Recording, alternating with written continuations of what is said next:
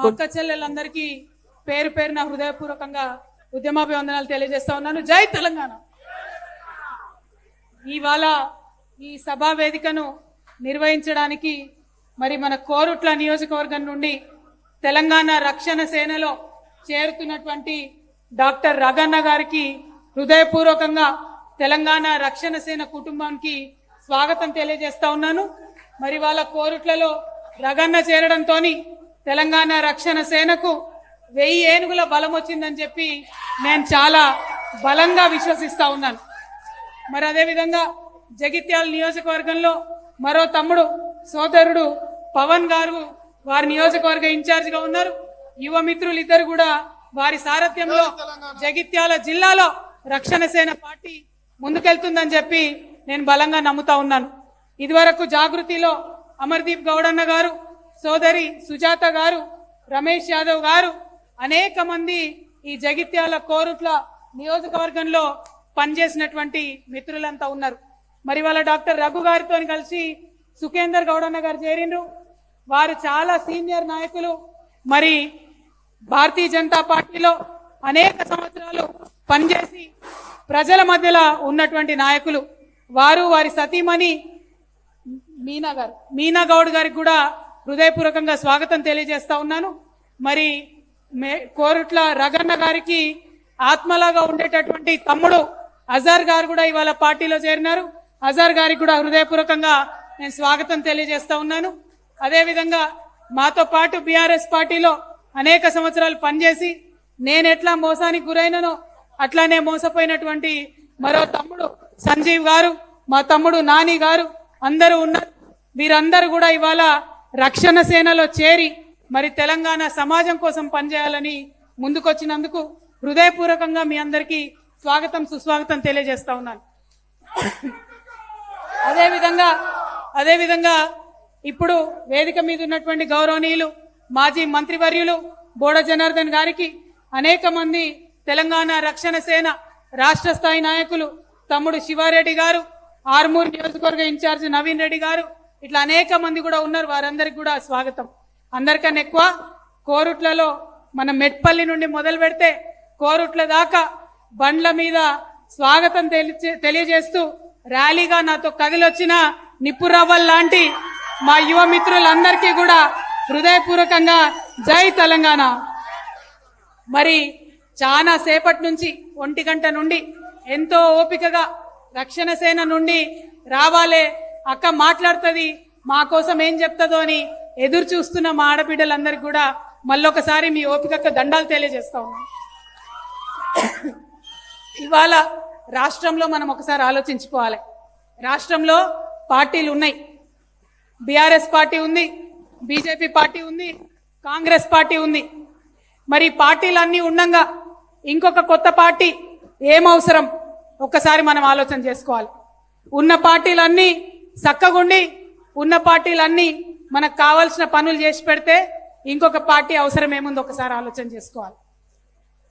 ఏనాడైతే BRS party నన్ను బయటకు గెంటేసిందో ఆనాడు నేను ఒక్కసారి కూర్చొని ఆలోచన చేసి, ఎందుకంటే ఆడబిడ్డ ఎప్పుడైనా ఇల్లు బాగుండాలనుకుంటారు. ఆడబిడ్డ ఎప్పుడైనా తను మెట్టినిల్లైనా పుట్టినిల్లైనా తను ఉండే రాష్ట్రమైనా దేశమైనా బాగుండాలనుకుంటారు. కానీ అదే ఆడబిడ్డ అదే ఇంట్లో అవినీతి జరిగినా ఇంకొకరికి అన్యాయం జరిగినా చూసుకుంటా ఊరుకోదు. నేను కూడా ఊరుకోలేకపోయినా. అవినీతి జరుగుతుందని చెప్పిన, అన్యాయం జరుగుతుందని చెప్పిన, కొత్తగా ఇయ్యాల చెప్పలే. బీఆర్ఎస్ పార్టీ టీఆర్ఎస్ గా ఉన్నప్పటి నుంచి చెప్తానే ఉన్నా, అధికారంలోకి వచ్చినప్పటి నుంచి చెప్తానే ఉన్నా. నేను చెప్పినటువంటి అనేక విషయాల్లో చర్యలు తీసుకున్నారు, కొన్ని విషయాల్లో తీసుకోలేదు. కానీ అవినీతిని ప్రశ్నించేసరికి, బీసీ బిడ్డల గురించి మాట్లాడేసరికి, ప్రజా ఉద్యమాలు చేపట్టేసరికి ఓర్వలేనటువంటి కొన్ని గుంట నక్కలన్నీ కలిసి నన్ను బీఆర్ఎస్ పార్టీలోకి వెళ్ళి బయటకు పంపించాయి. ఆనాడు నేను ఒక మాట ఆలోచన చేసుకున్నా, నన్ను పార్టీలోకి వెళ్ళి బయటికి పంపిండ్రు, మరి నేనేం చేయాలి? ఒక కష్టం వచ్చింది ఒక ఆడబిడ్డకు, ఏం చేయాలి? 20 ఏళ్ళు పనిచేసినటువంటి వ్యవస్థను వదిలిపెట్టి ఇంట్లో కూర్చోవాలనా, లేకపోతే అదే తొవ్వల ప్రజల మధ్యలోకి పోయి ప్రజల కోసం పనిచేయాలనా? ఆలోచించుకుంటే నాకు ఒకటే అనిపించింది, ఖచ్చితంగా బయటకు వచ్చినాం, ఆడబిడ్డలం బయటికి వస్తే రానే రావద్దు, వస్తే మాత్రం ఇడిచిపెట్టొద్దు. బయటకు వచ్చిన కాబట్టి నాకు తెలిసింది రాజకీయ రంగంలో సేవ చేయడం కాబట్టి ఖచ్చితంగా ఈ రాష్ట్రంలో ఒక నూతన రాజకీయ పార్టీ పెట్టాలని అనుకున్నాను. పెట్టిన తర్వాత చాలా మందితో ఆలోచన చేసినాం. నేను ఒక్కదాన్ని ఏం నిర్ణయం తీసుకోలే. సమాజంలో అనేక మంది మేధావులు ఉన్నారు, భారతదేశంలో అనేక మంది గొప్ప వ్యక్తులు ఉన్నారు. అందరితో కూడా మాట్లాడినా. ఇవాళ ఏం కావాలి మన రాష్ట్రంలో, ఎవరి కోసం పెట్టాలి పార్టీ, ఎవరిని అడిగినా ఒకటే చెప్పిను, అక్క మా తెలంగాణ వచ్చి 12 ఏళ్ళు అయింది, ఇప్పటికి కూడా తెలంగాణ రాకముందు మాకెంత జీతం ఉందో మాకు గంతే జీతం ఉంది, తెలంగాణ రాకముందు మాకెంత గిట్టుబాటు వచ్చిందో ఇప్పుడు గంతే వస్తున్నది. కానీ ఖర్చులు పెరిగిపోయినాయి, ఉప్పు ధర ఎక్కువైంది, పప్పు ధర ఎక్కువైంది, నూనె ధర ఎక్కువైంది, ఇంటి ఆదాయం మాత్రం పెరగలేదు. మరి ఇవాళ మా పిల్లగాన్ని ఒక మంచి స్కూల్లో వేయాలంటే వేసే పరిస్థితి లేదు. మా ఇంట్లో ఎవరికన్నా జబ్బు వస్తే, యాక్సిడెంట్ అయితే హాస్పిటల్లో చూపించే పరిస్థితి లేదు. ఈ ఆలోచన చేసిన తర్వాత అనేక మంది మేధావులతోని, ప్రపంచవ్యాప్తంగా ఉన్న వాళ్ళతో మాట్లాడినా. నేను వాళ్ళందరితో మాట్లాడినాక ఒక 5 కార్యక్రమాలు ఎంచుకున్నా. ఈ 5 కార్యక్రమాలను నేను పాంచజన్యం అనే పేరు పెట్టుకున్నా. భగవంతుడు శ్రీకృష్ణుడు అధర్మం మీద యుద్ధం చేయాలనుకున్నప్పుడు, పేదవాళ్ల పక్షాన నిలబడాలనుకున్నప్పుడు, ఎవరూ లేని వాళ్ళ పక్షాన ఉండాలనుకున్నప్పుడు ఆయన పాంచజన్యం అనే శంఖం పూరించిండు. ఆయనను స్ఫూర్తిగా తీసుకున్న పాంచజన్యం అనేటటువంటి పథకం పెట్టుకొని ప్రజల మధ్యలోకి వచ్చిన. ఏంటిది పాంచజన్యం? మొదటిది, మనందరికీ ఉచిత విద్య రావాలి. అది పేదవాళ్ళైనా సరే పెద్దవాళ్ళైనా సరే. ప్రభుత్వ స్కూళ్లలో ఉచిత విద్య ఉంది, లేదని నేను అంటలేను. కానీ ఒక మాట చెప్పాలి, ఎట్లుంటాయి మన ప్రభుత్వ స్కూళ్ళు? ఊర్లలో స్కూల్లే ఉండయి. స్కూల్ ఉంటే భవంతు ఉండదు, భవంతు ఉంటే స్కూల్ ఉంటే భవంతు ఉండదు, భవంతు ఉంటే పిల్లలు ఉండరు, పిల్లలు ఉంటే భవంతు ఉండదు. మా గద్దరన్న చెప్పిండు ఎప్పుడో, చెట్టు కింద పోరగాన్లు కూర్చుంటారు, పొద్దు తిరిగినట్టు చెట్టు చుట్టూ తిరుగుకుంటా నేర్చుకుంటారు. పిల్లలు వస్తే సార్ రాడు, సార్ వస్తే పిల్లలు రారు, పిల్లలు పంతులు ఇద్దరు వస్తే రాద్దామంటే చాక్ పీస్ ఉండదు. గసోంటి పరిస్థితుల్లో ప్రభుత్వ స్కూళ్ళు ఉన్నాయి. మరి ప్రభుత్వ స్కూళ్ళకు పంపిద్దామా? పంపిస్తున్నారా ఇవాళ ఎవరన్నా? ఎంత పేదవాళ్ళైనా కష్టపడి మా పిల్లల్ని నేను ప్రైవేట్కి తోలుతామని తోలుతున్నారు. ఏమైతుంది ప్రైవేట్కి తోలితే? 1000 రూపాయలు, చిన్న చిన్న పట్టణాల్లో కూడా 1000 రూపాయలు ఉన్నాయి, అవి కట్టలేని పరిస్థితి ఉంది. यहाँ पे जितने भी हमारे खवातीन बैठे हैं, ఇక్కడున్న ఆడబిడ్డలందరికీ నేను చెప్తా ఉన్నా, రేపటి నాడు మీరు తెలంగాణ రక్షణ సేన పార్టీకి అవకాశం ఇవ్వండి, మమ్మల్ని ప్రభుత్వంలోకి తీసుకురండి. మీ ఇంట్లో పుట్టిన బిడ్డలందరికీ కూడా అది ప్రైవేట్, ఎక్కడ ఏ స్కూల్లో చేర్పించినా ప్రభుత్వమే డబ్బు కడుతుంది. ఒక్క రూపాయి కూడా మీరు ఫీజు కట్టే అవసరం లేకుండా మీ పిల్లల్ని చదివించుకోవచ్చు. ఎందుకు ఈ మాట చెప్తా ఉన్నా అంటే, ఆడపిల్లలకు ఒకటే ఆలోచన ఉంటది, మా పిల్లలు చదువుకోవాలి, మా పిల్లలు బాగుపడాలి, నేను పడ్డ కష్టం మా పిల్లలు పడొద్దని ఉంటది. ఇవాళ ఫీజులు కట్టలేని పరిస్థితులున్న తల్లిదండ్రులకు నేను మాట ఇస్తా ఉన్నా, రేపటి నాడు మీ ఆడబిడ్డ సర్కారు వస్తుంది, ఖచ్చితంగా వచ్చినప్పుడు ఫీజు మొత్తం కూడా గవర్నమెంటే భరిస్తుంది. అదేవిధంగా వైద్యం, ఇవాళ ప్రభుత్వ ఆసుపత్రికి పోతే సూది ఉంటే దూది ఉండదు, దూది ఉంటే సూది ఉండదు. ప్రభుత్వ ఆసుపత్రికి పోతే రకరకాల విచిత్రమైన పరిస్థితులు ఉన్నాయి. ఆరోగ్యశ్రీ ఆరోగ్యశ్రీ అంటారు. ఆరోగ్యశ్రీ ఎట్లుంటదమ్మా మనకు తెలియదా? అరచేతికి దెబ్బ తగిలితే ఆరోగ్యశ్రీ ఉంటుంది, మోచేతికి దెబ్బ తగిలితే ఆరోగ్యశ్రీ ఉండదు. అటువంటి అనేకమైన రూళ్లు పెట్టి ఇబ్బందులు పెట్టే పరిస్థితి ఉన్నది. వెంటనే ఏం చేస్తాం? మనం ప్రైవేట్ హాస్పిటల్కి పోతాం. ప్రైవేట్ హాస్పిటల్కి పోతే లక్షలలో అవుతుంది, ఇలా లక్షలలో అవుతుంది ఖర్చు. కానీ అడిగేటోళ్ళు లేరు, ఇచ్చేటోళ్ళు లేరు. నేను మాట ఇస్తా ఉన్నా, తెలంగాణ బిడ్డ మాట అంటే మాటనే ఉంటది, తప్పేది ఉండదు. పైగా ఒక ఆడబిడ్డ మాట ఇచ్చిందంటే ఎట్లుంటాం ఆడబిడ్డలం? మనం చేసేదే చెప్తాం, చెప్పింది ఖచ్చితంగా చేస్తాం. నేను మీకు మాట ఇస్తా ఉన్నా, ఉచిత వైద్యం, ఎంత పెద్ద హాస్పిటల్కి పోయినా, ఎంత పెద్ద రోగమైనా, మన తెలంగాణలో ఏ ప్రైవేట్ హాస్పిటల్కి పోయినా ఉచిత వైద్యం ఖచ్చితంగా మన కుటుంబంలో ప్రతి ఒక్కరికి మీ ప్రభుత్వమే దగ్గరుండి కడతది.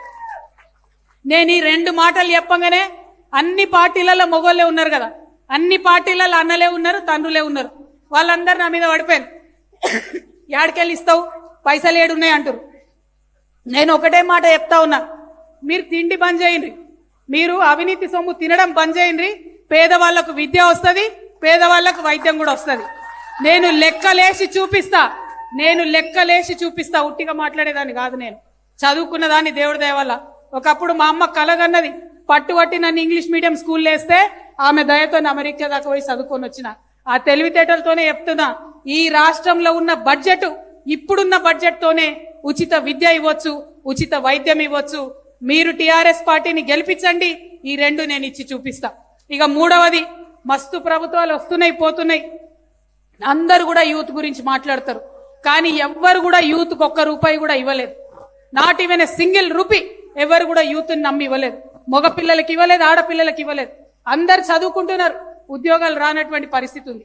ఓ చిన్న వ్యాపారం చేయాలంటే మళ్ళా తల్లిదండ్రులు నడుకోవాలి, భూమి తనఖా పెట్టాలి. ఇక్కడున్న మా యూత్ అందరు కూడా చెప్తున్నారు నాతోని, అక్క మేము ఒక బైక్ కొనుక్కోవాలంటే మా అమ్మ దగ్గరకు పోయి అడగాలి, మా అమ్మ గ్రూప్ లో పోవాలి, 10 మంది ఆడవాళ్లతో కలిసి పైసలు ఎత్తాలి, ఆమె ఇచ్చే లక్షన్నరతోని నేను బండి కొనుక్కోవాలి. పోనీ ఎవరన్నా తమ్ముడు ఒక ఆటో కొనుక్కుంటా ఒక 3 లక్షల రూపాయలు అవుతాయంటే మళ్ళా అదే పరిస్థితి. వయసు వచ్చిన పిల్లలు అయి ఉండి, వయసు వచ్చిన ఆడపిల్లలైనా మగపిల్లలైనా డిగ్రీలు చేసి పీజీలు చేసి మళ్ళా తల్లిదండ్రుల్ని పైసలు అడుకోవాలంటే నామోషి అనిపిస్తుందని అన్నారు. అందుకే వాళ్ళ కోసం ఆలోచన చేసిన. నేను ఇవాళ మీకు మాట ఇస్తా ఉన్నా, నేను మా యూత్ని నమ్మదలుచుకున్నా, మా ఆడపిల్లల్ని నమ్మదలుచుకున్నా, మా మగపిల్లల్ని నమ్మదలుచుకున్నా. మీకు ఏమన్నా ఐడియా ఉండని బిజినెస్ ఐడియా, 2 లక్షల నుంచి 20 కోట్ల వరకు, 2 lakhs to 20 crores, మీకు ఏమన్నా ఐడియా ఉండనివ్వండి, without banks, without bank intervention, without any guarantee, మీ గవర్నమెంటే గ్యారంటీగా, నేనే మీకు గ్యారంటీగా ఉండి మీరు బిజినెస్ చేసుకోవడానికి నేను అవకాశం ఇస్తాను. చేయండి. ఒక గూగుల్ క్రియేట్ చేయండి, ఒక అమెజాన్ క్రియేట్ చేయండి, ఒక మైక్రోసాఫ్ట్ క్రియేట్ చేయండి. ఆ చేసిన వాళ్ళు ఎవరు గొప్పోళ్ళు గారు. ఆయా దేశాలల్లో ఆ ప్రభుత్వాలు వాళ్లకు డబ్బు ఇస్తాయి కాబట్టి, ఆ యువతకు వడ్డీ లేకుండా రుణాలు ఇస్తాయి కాబట్టి వాళ్ళు యూత్ చేయగలిగిండ్రు. ఇవాళ మనందరం వాట్సాప్ వాడతాం, లక్షల కోట్ల బిజినెస్ చేస్తుంది వాట్సాప్. ఏమైనా బ్రహ్మ విద్యనా అది? మన దగ్గర కూడా అందరు కంప్యూటర్ చేసిన పిల్లలు ఉన్నారు, గట్టి కూర్చుంటే వాట్సాప్ చేయగలుగుతారు. ఆ డబ్బు నేను ఇస్తా, మీ అక్కగా, మీ చెల్లిగా, మీ సోదరిగా, బ్యాంకులతో సంబంధం లేకుండా మా యూత్ నమ్మి నేను డబ్బు ఇవ్వాలనుకుంటున్నా. అది మనం 3వ కార్యక్రమంగా పెట్టుకున్నాం పాంచజన్యంలో. ఇక 4వ కార్యక్రమం మన రైతన్నల గురించి. అందరు వస్తారు, రైతులకు ఏం చెప్తున్నారు? పెట్టుబడి నేను ఇస్తాను ఒకలంటారు, ఇంకోటి అంటారు. ఆయన పెట్టుబడి ఎక్కువిచ్చింది కాబట్టి నేను ఇంకొంచెం ఎక్కువిస్తాను ఇంకొక ఆయన అంటాడు. కానీ ఇప్పుడున్న ప్రభుత్వం ఇచ్చింది తక్కువ, ఎగ్గొట్టింది ఎక్కువ. రుణమాఫీ చేస్తామని వాళ్ళు అన్నారు, రుణమాఫీ చేస్తామని వీళ్ళు అన్నారు. రుణమాఫీ చేద్దామని ప్రయత్నం చేస్తే ఇప్పుడు కూడా రైతులు చాలా మంది, 50% మంది మాకు రుణం మాఫీ కాలేదని అంటారు. చాలా మంది రేవంత్ రెడ్డి గారు ఏం చెప్పారు ఆయనకు, 9వ తారీఖు డిసెంబర్ 9 నేను అధికారంలోకి వస్తా, సోనియమ్మ పుట్టినరోజు ఉంది, ఇక అందరు ఓన్రి 2 లక్షలు తెచ్చుకోనరు అంటే పాపం చాలా మంది ఆయన నమ్మి ఇంటికి 5 మంది పోయి 2 లక్షలు లోన్ తెచ్చుకున్నారు. ఒక్కరికి కూడా లోన్ మాఫీ కానటువంటి ఎన్నో ఇండ్లు ఇవాళ తెలంగాణలో ఉన్నాయి. అంటే రైతులంటే ఎంత అల్కగంటే సర్కారులకు అబద్ధం చెప్పొచ్చు, అల్కగా మాట్లాడొచ్చు, ఏమన్నా అనొచ్చు, తర్వాత మాత్రం అమలు చేసేది ఉండదు. ఇవాళ ఏమన్నా అంటున్నామా? యూరియా అయ్యపోతే ఏమన్నా అనే పరిస్థితి ఉన్నదా? యూరియా అనగానే యాప్ అని పెట్టిరు. యాప్ ఎవరి కోసం యాప్ పెట్టిరు? ఎందుకోసం పెట్టిరు? ఇప్పుడు యాప్ వద్దని మనందరం లొల్లి చేస్తే ఏం చేస్తారట, మీ సేవకు పోయి రైతు తీసుకురావన్నట యూరియా. అంటే మొత్తం ఎద్దిడవాలే, వ్యవసాయం ఇడవాలే, మీ సేవకు పోయి యూరియా తెచ్చుకోవాలి. ఇవన్నీ కాదు, రైతుని రాజుని చేయాలి. ఏం చేయాలి? రైతుని రాజుని చేయాలంటే రైతుకు గౌరవం దొరకాలి. ఎట్లా దొరకాలి? రైతు ఎంఆర్ఓ ఆఫీస్కి పోతే సపరేట్ కౌంటర్లు ఉండాలి. ఎంఆర్ఓ గారు ఆయన కూసబెట్టాలి, ఏమన్నా మీ సమస్య ఏందని అడగాలి, అడిగి సమస్య పరిష్కరించి పంపించాలి. అది భూమి సమస్యనా, యూరియా సమస్యనా, రుణం రానటువంటి విషయమా, ఏదన్నా గాని రైతుని రాజుని చేయాలి. ఖచ్చితంగా రేపటి నాడు ఈ టిఆర్ఎస్ పార్టీ అధికారంలోకి వస్తుంది, రైతుని రాజుని చేస్తుంది. నేను మీకు చెప్తా ఉన్నా, అది ఎంఆర్ఓ కేంద్రం, ఎంఆర్ఓ ఆఫీస్ అయినా సరే, ఆర్టీఓ ఆఫీస్ అయినా సరే, కలెక్టర్ ఆఫీస్ అయినా సరే, పోలీస్ స్టేషన్ అయినా సరే, నేను రైతును వచ్చినా అంటే సపరేట్ కౌంటర్ ఉండాల్సిందే, టేబుల్ ఉండాలి, కుర్చీ ఉండాలి, రైతును కూర్చోబెట్టాలి, రైతుకు అన్యాయం కూడా సేవలు చేసి పెట్టాలి. అప్పుడే రైతుకు న్యాయం జరుగుతుంది తప్పితే మాటలతో న్యాయం జరగదు. అందుకే తెలంగాణ రక్షణ సేనను ఎన్నుకోమని, సపోర్ట్ చేయమని మీ అందరు నేను కోరుతా ఉన్నా. ఇక 5వది పాంచజన్యంలో అతి ముఖ్యమైనది సామాజిక న్యాయ తెలంగాణ కావాలి మనకు. ఏంటిది సామాజిక న్యాయం అంటే? వికలాంగులు ఉంటే వాళ్ళకు అన్ని రకాల అవకాశాలు రావాలి. ఇలా రేవంత్ రెడ్డి గారు మహిళలకు ఫ్రీ బస్ అని పెట్టిండు. ఏం జరుగుతుంది? మహిళలకు ఫ్రీ బస్ అని పెడితే బస్సు డ్రైవరు బస్ స్టాండ్ ఆపుతలేడు, భయపడి బస్ స్టాండ్ అవతల ఆపుతాడు. ఈ వికలాంగులైనటువంటి వాళ్ళు పాపం బస్ స్టాండ్ లో వెయిట్ చేస్తారు, ఉరికి బస్ ఎక్కలేరు, ఇబ్బంది పడుతున్నారు. వికలాంగులకు ఇప్పటికి కూడా ఫ్రీ బస్సు లేదు. ఏమైతుంది రేవంత్ రెడ్డి గారు, మీకు వికలాంగులకు కూడా ఫ్రీ బస్సు ఇవ్వచ్చు కదా, ప్రత్యేక బస్సులు పెట్టొచ్చు కదా వికలాంగులకు. వారికి ఉండకూడదు ఆత్మగౌరవం. ఖచ్చితంగా వికలాంగులకు న్యాయం జరగాలి. పెన్షన్లు పెంచుతా అని చెప్పారు కదా, 6,000 చేస్తా అని చెప్పారు, వికలాంగులకు మోసం చేసి వారికి న్యాయం జరగడం డెఫినెట్ గా సామాజిక న్యాయం అవుతుంది. ఇవాళ మా బీసీలు ఉన్నారు, మా బీసీ సోదరులు 50% రిజర్వేషన్ కావాలని కొట్లాడితే 42% ఇస్తా అన్నాడు. మేమందరం లొల్లి పెడితే, గల్లీలో ఢిల్లీలో లొల్లి పెడితే, రైల్ రోకో చేస్తే 42% బిల్లులు పాస్ చేసిండు, ఢిల్లీకి పంపిండు. ఒక్కసారి కూడా పోతలేడు, ఒక్కసారి కూడా మాట్లాడతలేడు. ముఖ్యమంత్రి గారు ఊ అంటే ఢిల్లీకి పోతాడు, ఆ అంటే ఢిల్లీకి పోతాడు. సోనియా గాంధీ బర్త్డేకు ఢిల్లీ, రాహుల్ గాంధీ బర్త్డేకు ఢిల్లీ, ప్రియాంక గాంధీ బర్త్డేకు ఢిల్లీ, కానీ బీసీ బిల్కు మాత్రం నో ఢిల్లీ. దానికి మాత్రం అఖిలపక్షం తీసుకుపోవడం ఉండదు. అంటే బీసీల పట్ల చిత్తశుద్ధి లేదు. వారి కోసం కొట్లాడుతుంది టీఆర్ఎస్, ఎస్సీల కోసం కొట్లాడుతుంది టీఆర్ఎస్. ఎస్సీలకు వచ్చినటువంటి ఫండ్ మొత్తం కూడా పక్కదారి పడతా ఉంది. అట్లా కాకుండా ఎస్సీస్కి వచ్చిన ఫండ్ వారికే ఖర్చు కావాలి. ఎస్టీల కోసం కొట్లాడుతుంది టీఆర్ఎస్, ఎస్టీలకు వచ్చే ఫండ్ పక్కదారి పడుతుంది. ఎస్టీలో గిరిజనులు అయినటువంటి లంబాడాలకి వారికి రావాల్సిన న్యాయం వారి కోసం కొట్లాడతాం. లంబాడాలు మినిస్టర్ గా లేనటువంటి ఏకైక ప్రభుత్వం రేవంత్ రెడ్డి ప్రభుత్వం. స్వతంత్రం వచ్చినప్పటి నుంచి కూడా ప్రతి కేబినెట్ లో లంబాడాల మంత్రులు ఉన్నారు. కేవలం రేవంత్ రెడ్డి గారు 30 నెలలు అవుతుంది, ఇంతవరకు ఒక లంబాడకు కూడా మినిస్టర్ ఇవ్వలే. ఎంబీసీలకు మంత్రి ఇస్తామన్నారు, వాళ్ళది మాట్లాడలే. మా ఆదివాసీల గురించి కూడా కొట్లాడుతుంది టీఆర్ఎస్. మరి మా మైనారిటీ సోదరులు క్రిస్టియన్లు ఉన్నారు, వారి కోసం ప్రత్యేక విభాగం పెట్టుకున్నాం. ఏ పార్టీలో లేదు క్రిస్టియన్ వింగ్, కేవలం తెలంగాణ రక్షణ సేనలో క్రిస్టియన్ వింగ్ ఉంది. క్రిస్టియన్ సమస్యల పట్ల ఖచ్చితంగా కొట్లాడతాం. దళిత క్రిస్టియన్ల విషయంలో కూడా మేము మీకు అండగా నిలబడతాం. हमारे जो मुसलमान भाई है, एक टाइम ऐसा था आप लोग हुकूमत में थे, ऐसा एक टाइम था अव्वल दर्जे पे हमारे लोग जिया करते थे, ऐसा एक वक्त था जो नीचे से लेके ऊपर जाते जाते कदम कदम पे मुसलमान अफसर मिलते थे, हर जगह पे मुसलमान टीचर मिलते थे. आज हालत ऐसी हो गई कि मुसलमानों को छोटे छोटे काम करके अपने घर गुजारा करना पड़ रहा.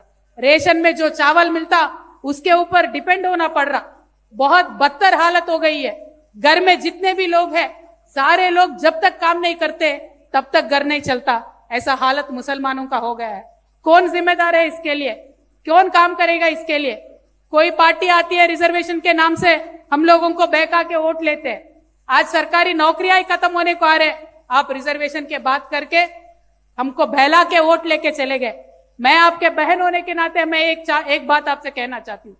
हमें तालीम की जरूरत है, हमें फाइनेंशियल एम्पावरमेंट की जरूरत है. पैसे कमाना है हमारे मुसलमान लोगों को. हमें पॉलिटिकल एम्पावरमेंट की जरूरत है. नुमाइंदे होने चाहिए हमारे बहुत ज्यादा, जैसे पहले होते थे. नुमाइंदा ज्यादा अगर हमारे असेंबली में है, पार्लियामेंट में है, तब जाके हमें कोई जस्टिस मिल सकता. जब से टीआरएस पार्टी हमने शुरू किया है, बहुत बढ़ चढ़ के आगे आके हमारे मुसलमान भाई बहन आके हमारे पार्टी में शामिल हो रहे हैं. मैं और भी वेलकम करती हूँ, इस्तकबाल करती हूँ आप सब लोगों का. और आइए टीआरएस पार्टी में, खासकर माइनॉरिटी यूथ को मैं एंकरेज करना चाहती हूँ. सियासत में आना चाहिए हम लोगों को, हमारी ओपिनियन बताना चाहिए. जो गंगा जमुना तहजीब हमारी पहली थी उसको बरकरार रखना चाहिए. बरकरार रखते हुए तेलंगाना को डेवलप करते हुए आगे बढ़ना चाहिए. పాంచజన్యంలో ఉన్న అత్యంత ముఖ్యమైన 5వ అంశమైన సామాజిక న్యాయం పట్ల చిత్తశుద్ధితో మేమందరం కలిసి పనిచేస్తాం. మరి ఇంకొక మాట చెప్పాలి, మీ అందరికీ తెలుసు, మన భారతదేశాన్ని జంబూ ద్వీపం అంటారు. జంబూ ద్వీపం అంటే జంబూ ఫలం అని దొరుకుతుంది, చాలా ఇష్టం నాకు. జంబూ ఫలం అంటే ఏందో అనుకున్నారు, అల్లనేరేడు పండు తెలుసా? అల్లనేరేడు పండు అయితే నాకు బాగా ఇష్టం అల్లనేరేడు పండు. ఈ సంవత్సరం అల్లనేరేడు బాగా కాసింది. ఘోరం ఏంటంటే మనకి ఇష్టమైన పండే తినడానికి బాగానే ఉంటది, కానీ ఏ సంవత్సరం అయితే అల్లనేరేడు పండు బాగా కాత కాస్తుందో ఆ సంవత్సరం వర్షాలు తక్కువ పడతాయట. అల్లనేరేడు పండ్లు కాత చూసే నేను అనుకున్న వర్షం ఈసారి హ్యాండ్ ఇచ్చేటట్టు ఉందని. ఆ తర్వాత వాతావరణ శాఖ వచ్చి చెప్పింది, ఈసారి సూపర్ ఎల్ నీనో వస్తున్నది, వర్షపాతం ఆగమాగం ఉన్నది. మరి ఇయాలటికి కూడా తెలంగాణలో 40% వర్షపాతం ఉన్నది. ఈ విషయం ఎప్పుడు తెలుసు మనకు? 6-7 నెలల కిందనే తెలుసు వర్షపాతం తక్కువ వస్తుంది, 40% వాన పడుతుంది అని చెప్పి. కానీ మన రేవంత్ రెడ్డి గారు, మన ప్రభుత్వం ఏ మాత్రం కూడా ఏర్పాట్లు చేయలే. మనం మొత్తం కోరుట్ల, మెట్పల్లి, కరీంనగర్, ఉత్తర తెలంగాణ అంతా కూడా గోదావరి నది పైన ఆధారపడి ఉంటాం. మనం గోదావరి నది మీద చిన్నవి పెద్ద అన్ని కలిపితే 57 రిజర్వాయర్లు ఉన్నాయి. మనం ఆ 57 రిజర్వాయర్ల 418 టీఎంసీలు దాచిపెట్టుకుని నిల్వ ఉంచుకునే కెపాసిటీ ఉంది. కానీ రేవంత్ రెడ్డి గారి ప్రభుత్వం నిర్లక్ష్యంతోని, రేవంత్ రెడ్డి గారి ప్రభుత్వం అలసత్వంతోని ఇవాళ 418 టీఎంసీలు ఉండాల్సిన కాడ కేవలం 93 టీఎంసీలు ఉన్నాయి. అంటే ఇప్పుడు పరిస్థితి ఏంది? రైతులకు నీళ్ళు ఇచ్చే పరిస్థితి లేదు. రైతుల నీళ్లు పక్కకు పెడితే తాగడానికి నీళ్ళు ఇచ్చే పరిస్థితి కూడా లేనటువంటి విషయం ఉన్నది. మరి నీళ్ల విషయం తెలియదు, రైతు విషయం తెలియదు, వ్యవసాయం విషయం తెలియదు. ఏం చేస్తున్నట్టు ఈ ప్రభుత్వం అని నేను రేవంత్ రెడ్డి గారిని ప్రశ్నిస్తున్నా.